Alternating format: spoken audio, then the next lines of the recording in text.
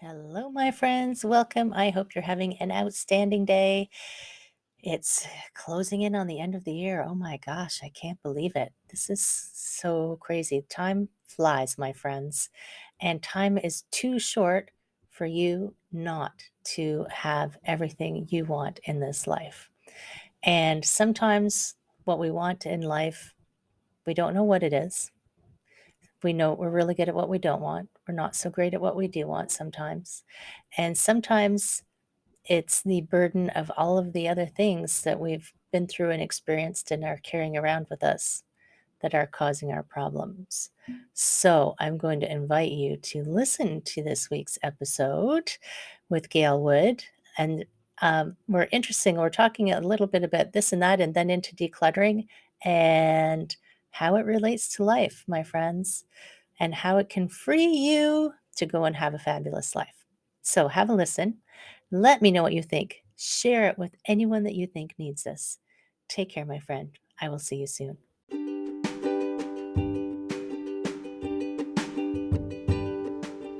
Hi, my friends. Welcome. This is the Back to Me podcast, and this is Heather, and I am super excited that you're here. You are going to hear some tips and some tricks and some ideas to help you live your happiest and healthiest self. I call it Back to Me because when you are taking care of yourself, back to me, then you can take better care of others, and we can all make the world a better place.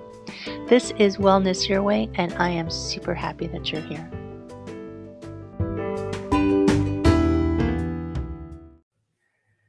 Hello, my friend. Welcome. I hope you're having an outstanding day. This is Heather. This is another episode of the Back to Me podcast, and this is another amazing human being coming to talk to us. There are just so many awesome people that I feel like I could broadcast every day and still not get bored of talking to all these awesome people. And today I am talking with Gael Wood from elevatewithgail.com.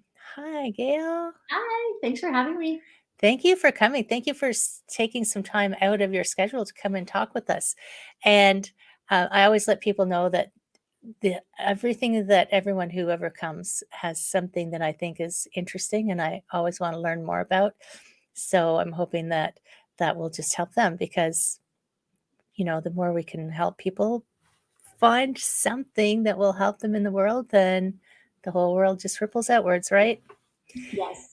And so elevategale.com, but I read your bio and you've done a lot of stuff. So I do like to create. right? And so how did you go from, because you had a spa, right? Mhm. And you were a therapist. Yeah. And then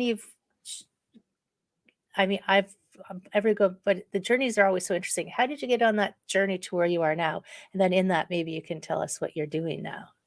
Yeah, so I had my spa, and then when I had my son, I kind of thought, do I want to have my own business and a newborn? Oh, yeah. And the answer I came up with was no, which now I have mixed feelings about that decision, but that's the decision I made, and I sold my spa. So, when he was about 9 months old, I realized being a stay-at-home mom is not my cup of tea. Right. And I'm a much better mom when I go and do other things.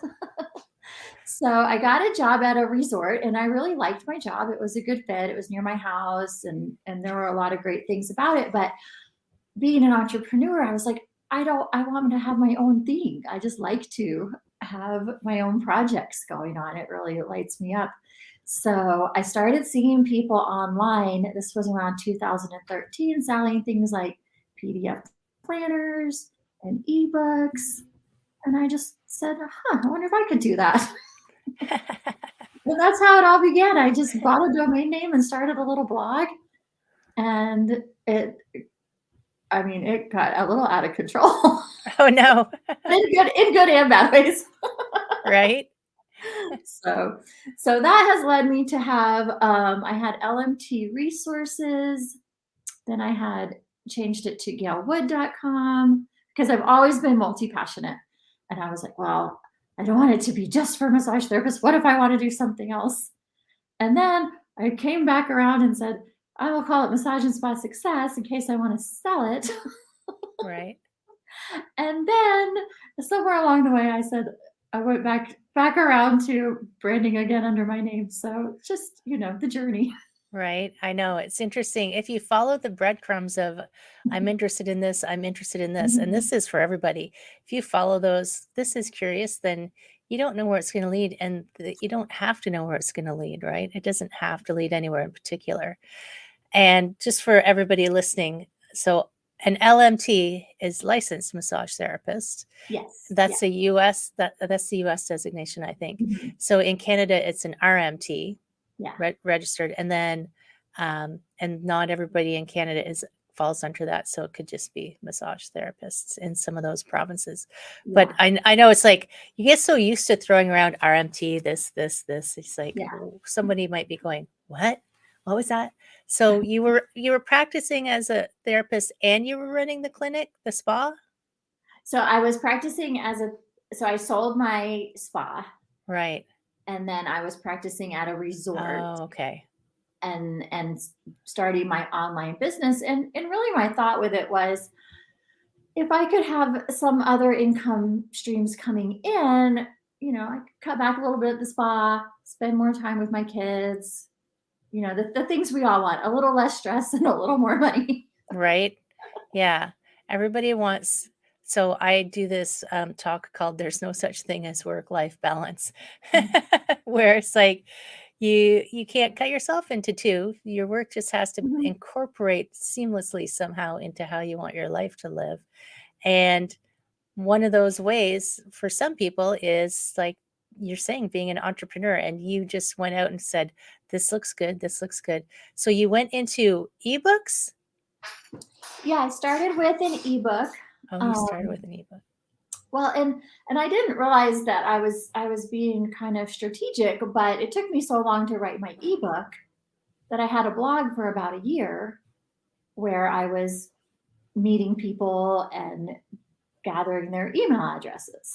Oh, tricky. So when my book came out, I had people that were interested in it. And so now I know that's smart. That is smart, and you didn't even know it. It's almost like you fell into success because you're a success coach now, right? So Mhm. people might think just doing, you're doing ebooks or something. So what are you doing now? So now I'm still doing ebooks. I teach online courses. I do some coaching. Are the And online courses on how to write ebooks? the online courses are on how to build and grow a successful massage business, how to write ebooks, and online business now at this point. Wow, yeah, So, everything's online now, isn't it? yeah, and when COVID hit, I had an email list of about 10,000 massage therapists, and several of them reached out to me and said, "Gail, we want to put classes online and do what you're doing." And I thought, well, that I can teach that. So I started a program, and I'm such a creator. I mean, I think of an idea and I can have a class ready the next day. Wow, that's, like, So, prolific. so it just keeps going. That's because some people struggle for ages. I mean, also, I guess you don't suffer from procrastination. um, I don't because I hack myself. Oh, tell us. So I pre-sell things. I tell people when they're coming out and I put that pressure on myself. So it's just like if I had a job with a deadline and a boss Right. who wasn't going to pay me if I didn't finish it. So I Now, really have to use that strategy or right? yeah. It's interesting. So, because, everybody was, not everybody, a lot of people procrastinate and procrastinate for different causes and different reasons. And I can see like having a deadline. So, do you wait until your deadline is looming to do it, or do you get to work on it right away? It varies, but it's Right. often the day before. I'm like, I have to give this presentation tomorrow. And generally I have it thought through. I have it planned in a notebook. When I'm feeling organized, I'll I like to use PowerPoints just because they keep me on track. So I'll Yeah. have the PowerPoint started, but there's a little last minute flurry usually. Yeah. I'm thinking about that because there's a particular client I have who deadlines like that just cause them no end of stress, even if it's self-imposed. Exactly. Yeah. So I really think you have to know yourself and Yeah. figure out your own hacks that are going to work for you. Yes, definitely. And or, experimenting with different, what if I do this? What if I do this? Mhm. Because, and it's true, like, I mean, you're a multipreneur, creator. And do you find that you find people who have really great ideas that they never launch, Yeah. which is always so sad? And Mhm. it's like, what do you think is creating that kind of hmm, roadblock? Well, I think there's a couple of things. I think one is worrying about perfectionism Hmm, and just feeling like it's never done enough or good enough. And the other one is just, I mean, we all want to avoid falling on our faces and feeling like failures. So if you don't make your thing and put it out there, you're never going to have to face that right. particular.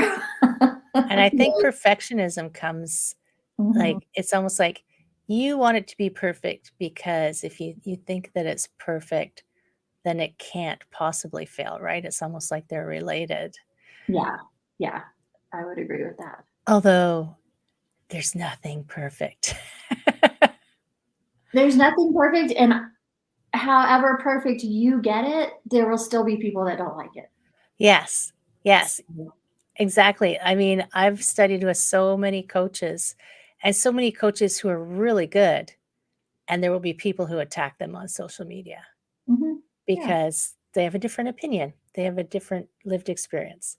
So yeah, perfectionism for me is just a form of fear, yeah, right? Just another form of being afraid to do something. And everyone has something in them that someone else can benefit from. So I always want people to, if you have that dream to do something, oh my gosh, I want people to run out and do it. yeah, And and I think the other piece to it is, I really like to make money. and that's not a bad thing, friends. Friends out there listening who suddenly went, "You?" It's not a bad thing. So this is something that I just heard in the last probably year or so, which I didn't know before, and maybe it just never came into my realm of consciousness before. So, people always use that quote, money is the root of all evil. So that's actually a misquote. Mhm, The actual quote is the love of money right, is the root of all evil. So it's not, and money is just a medium of exchange. The more you have, the more you can help other people, mhm, because if you don't have any, you can't necessarily do all the things you want to do in the world. So use it as a tool, not as a, what was that guy's name? Golem? Not as a, my precious. And if nobody knows what that is, it's Lord of the Rings. Um, so who do you find comes to you for success coaching these days? Well, it's mainly been people from my little niche. So I work with quite a few therapists that are ready to retire or just, I think, Change gears, yeah, most of us after 15 or 20 years say, what's next? right? Yeah, I did it for 14. Yeah. And so that's been my main client base. But, I definitely am looking forward to working with a variety of people. And one thing I like to do is, I get together with people before we coach and we have a chat. And I really think, okay, do I think I have the skills and knowledge to help this person reach their goals? Yeah, exactly. So, yeah. And I mean, I think those initial chats are always super important for Mhm. coaching. And some people, because coaching us, when you're in the coaching business, it seems like there's coaches everywhere and coaching is normal. But I Yeah. know sometimes if I tell people I'm a coach, they're like, What, like basketball? And why would someone hire a coach? There's lots of reasons why. And there's lots of coaches and lots of coaches with different experiences. And it's almost like it's your part of your, I see it as part of your support team, Mhm. really, to get your life the way you want it, right? And I think that initial call is important because you won't resonate with everyone, and the approaches won't resonate with everyone, right? Right. Which is fine because, as I say sometimes, I can only coach, this many people.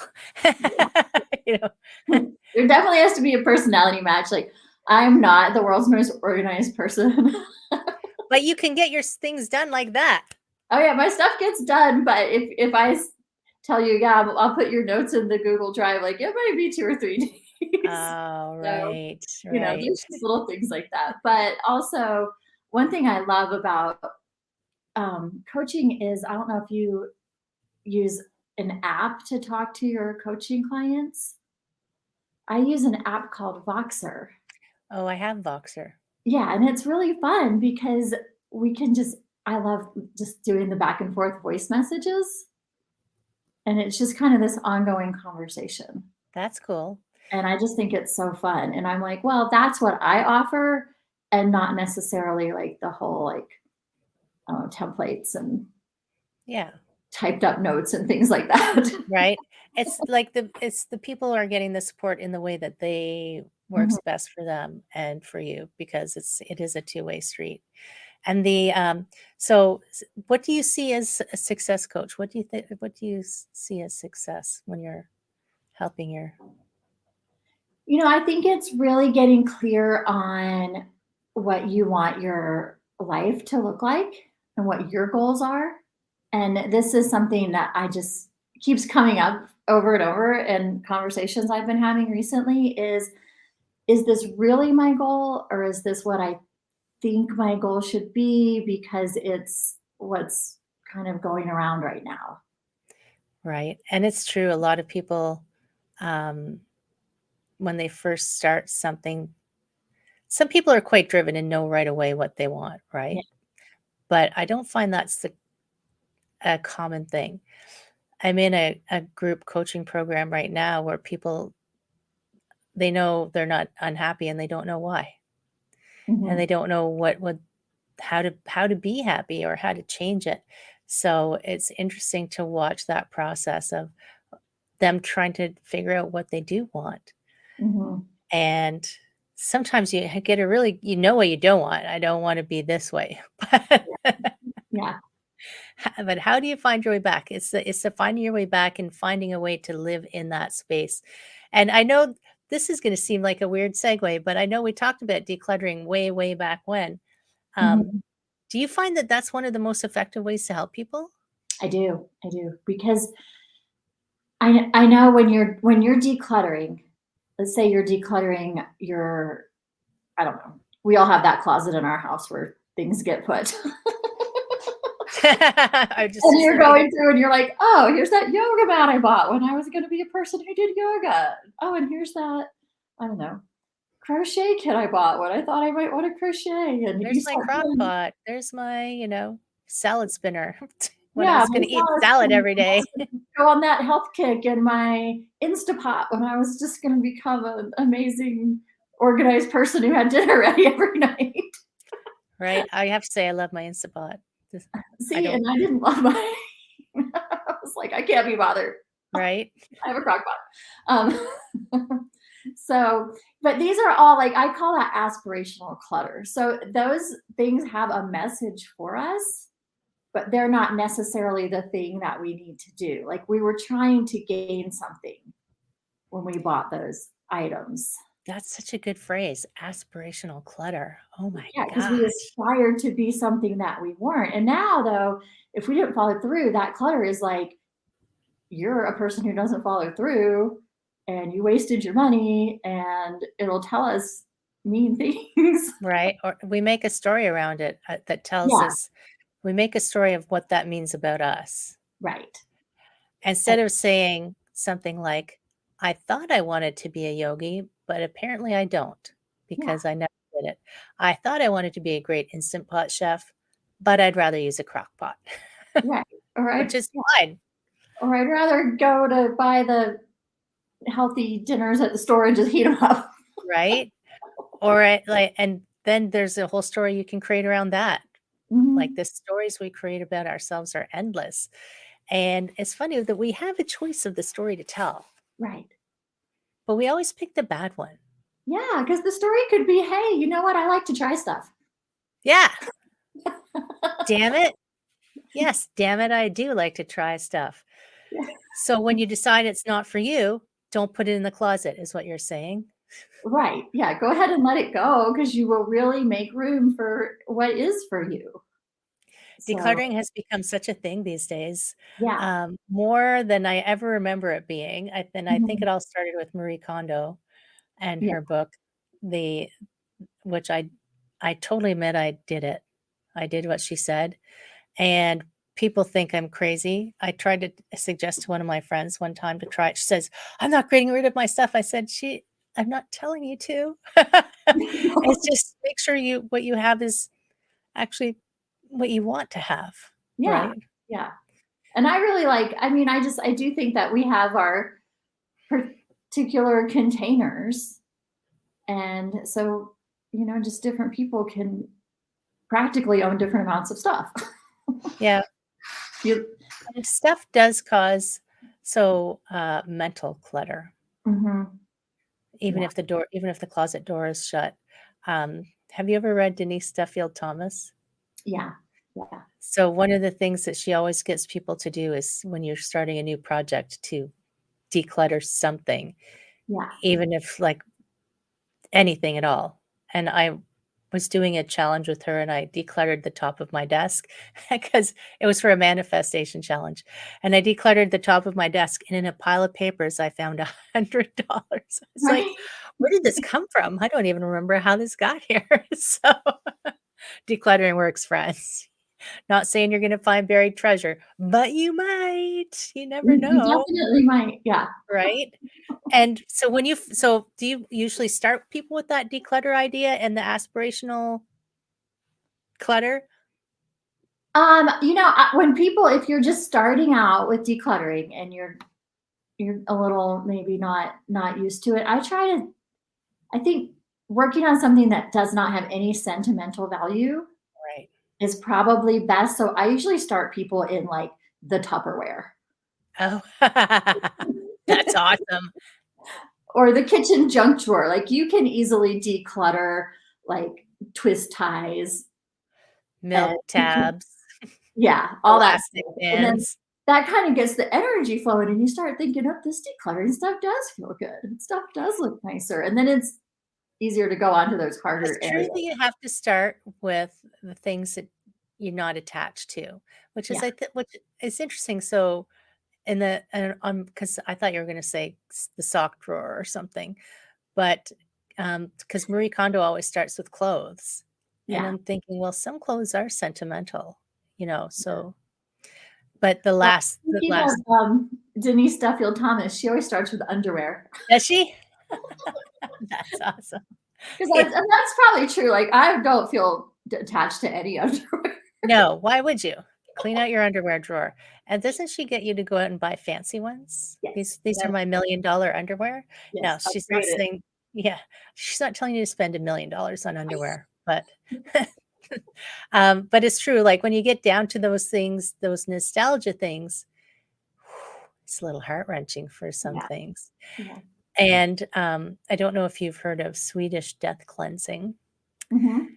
Yes, so and I just remember this because my ex-husband, we were helping his mother move out of her house that she'd been in forever, and we were bringing boxes out of the basement, and she was sitting at the top of the stairs on a chair, and we'd say, "What about this?" And she'd go, "Oh," like, she'd get all sad and start telling you about it. We're like, "We're trying to move you out of your house." So, Yeah.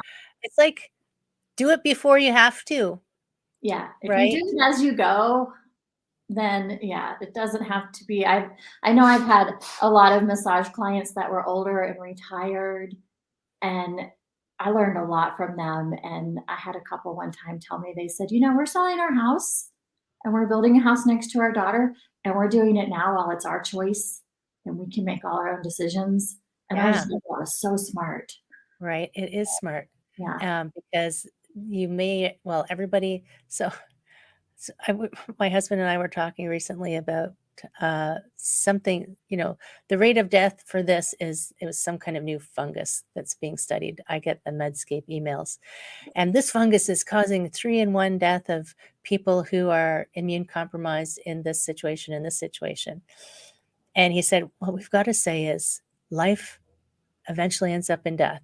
Yeah. So, and when you accept that, then you make decisions aware that there's an end game for everyone.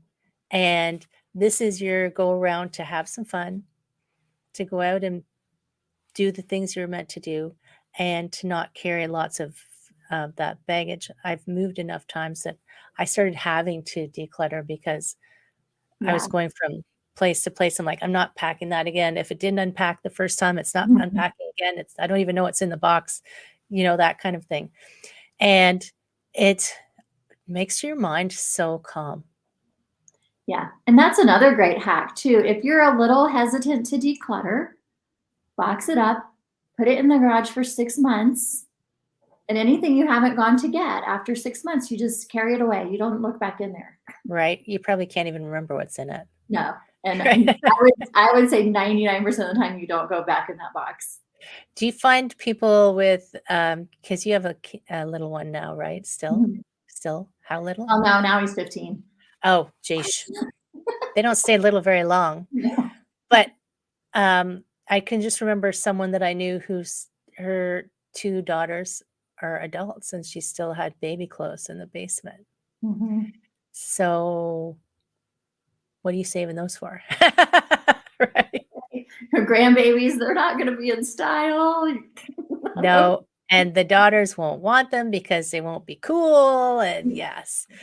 Um, there's part of that hesitation to get rid of things because of us, I feel like it's um the opposite of prosperity, lack mindset. Yes, good. So Mhm. it's like, what if I need this? What if I need this? What if I need this and I don't have it? Not trusting that whenever you need it, it will come to you, right? Yeah, and I look at stuff and I think, what if I did need this? And I really think through it. I'm like, I could borrow one.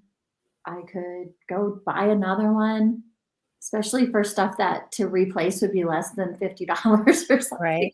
Because I have made decluttering mistakes. I've decluttered stuff, regretted it, and had to go buy it again, like cake pans. Oh, yes. Don't declutter all the cake pans. At least Right. keep a couples. Yeah. But I was You like, know? I haven't made a cake in years. And I decluttered them. And like 2 weeks later, my husband was like, oh, I told our friend I'd make their birthday cake. And I'm like, That's awesome. and he makes the cake like every 5 years. You know there's a place for cake pans. Yes. And the truth is, I have room for them. They're not Right? bothering me. It's okay. So Yeah. once there's a bit of a decluttering happening, do you find that there's a mindset shift for people? Then you can help them to see more clearly what they want and what they want to work towards. I do. Yeah. Yeah, definitely. And how long do you think it does it take for them to find that? Do you notice a quick shift? Do you notice what do you notice? Yeah, I think it's almost immediate. Wow, I think you just start seeing things differently. right? It's like you're like, okay, well, because if you're decluttering, you're saying, I'm ready for my next step. Right. I'm ready to do something different than what I've been doing. And I always recommend that, like you do the whole thing, put it in the car, drive to the donation place, get fully rid of it. I think that's the biggest energy shift. Right. Was it burn the boats? Yeah. So you can't go back, give it away, and you can't get it back. Yeah. And then you can't take your children shopping in that store for a few No, months. They'll buy no, their stuff back. exactly. Yeah, we have a Salvation Army around the corner from us store, and they always have a big bin out on wheels out next to their front door. So Mhm. you don't even have to go in the store. Yeah, You put it in the bin and you keep going,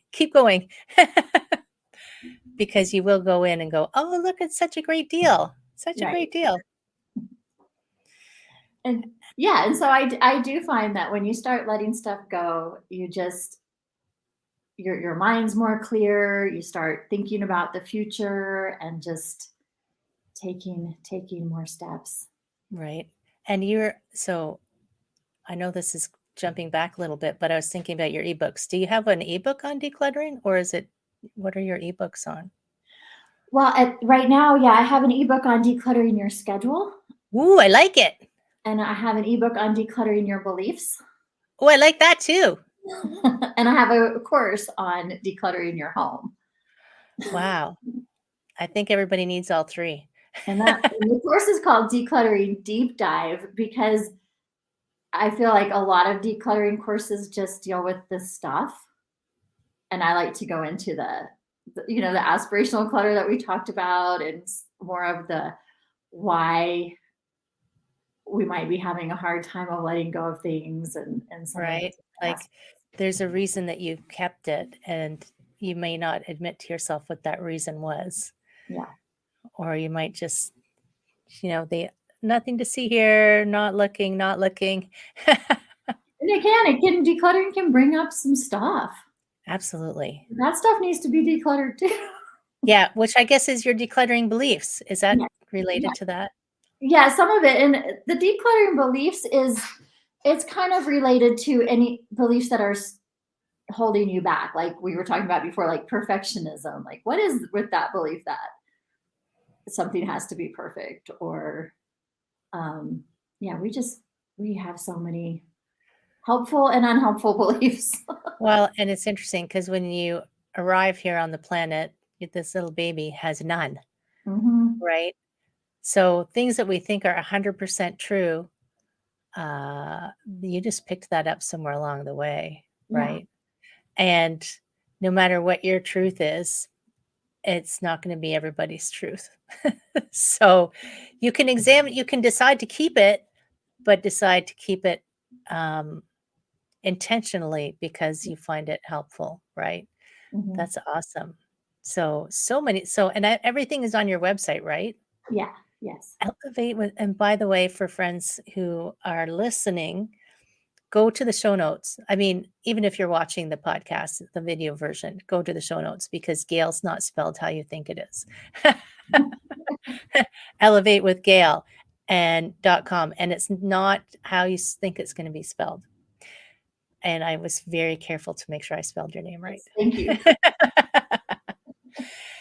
Thank you so much. I just feel like we could probably talk about a million things because you do so much stuff, but I want to honor your time. Well, But before we go, I'm always give this last question, and which is not really a question. It's, do you have any final words of wisdom for everyone?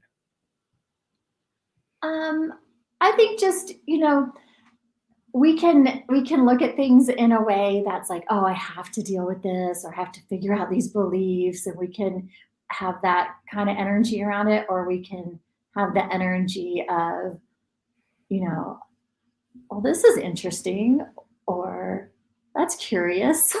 And Right. so, if we're looking at where our beliefs came from, and maybe it came from an experience that wasn't great, it doesn't.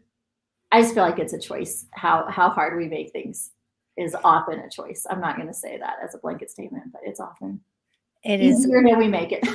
Yes. Yes. That's very true. Something that I throw out every now and then is, you are the cause of your own suffering, whether you believe me or not. Mhm. It's sometimes you do step in something you didn't mean to, but Yes, quite and often. I'm working with a grief coach right now, Oh, cool. and she says grief is real, but suffering is optional. Oh, that's Yeah, awesome, yeah. right? Stress is real, but we could translate Yeah, that, we can put that on lots of things. right? Oh, I'm gonna run with that one. You could write a whole ebook on that. I know you're gonna have it done by tomorrow. No, only if I use ChatGPT. I'm not doing Right? it. Oh my gosh. No, don't do it. Thank you so much, Gail, for coming and hanging out and sharing your awesome wisdom with us. And I hope I get to connect with you again soon. Yeah, same. Thanks for having me. Absolutely. Friends in podcast land, pop over to the show notes. Go check out those ebooks. I'm sure that you could probably use all of them. I know that I could. So, if you think you know someone who could use some of this information, go and share it with them because, sharing is caring, my friends. Take care. I will see you next time.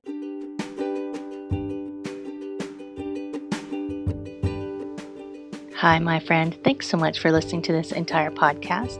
If you found it useful and you're like me and you like helping others, please feel free to share this. Just give it a like, give it a comment. If you found something useful in it, there's a chance that someone else will find something useful as well. Also, if you have any questions at all, I can absolutely help and I would love to help. You can email me at heather@prosperityflowcoaching.com. If you want more of this awesome content, you can follow me on Instagram, Heather Stewart Coaching. You can follow me on Facebook, Prosperity Flow Coaching. And I have a personal request. I want to help as many people as I can with these podcasts. And if you could give me a review, hopefully a good one, if you could share, if you could send this out into the world, I would truly appreciate it. I hope you have an amazing day. And I hope that you find your way to wellness by getting back to me. Take care, my friend.